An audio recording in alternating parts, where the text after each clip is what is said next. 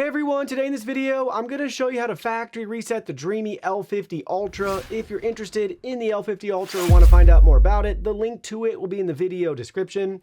So first things first, on our robot vacuum itself, we have our unit powered on, so make sure yours is powered on. Open up this flap right here, and there's going to be a tiny little reset button that you're going to press. You're going to hold that down for like 5 seconds or so, give or take.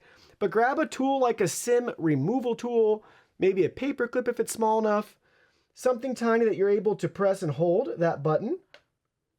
So we're pressing it. It just started to make noise. Factory settings. It's just started to say, resetting the factory settings. So now we just wait here, but about 3-5 seconds.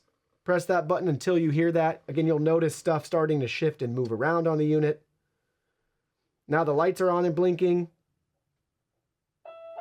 Got the startup music and chime. Welcome to use Dreame Robot. Please open Robot's cover and scan QR code to download Dreame Home app to view more operations. So there we go. Everything's initialized. The lights are now solid and we're ready to go to set this up again like it's brand new.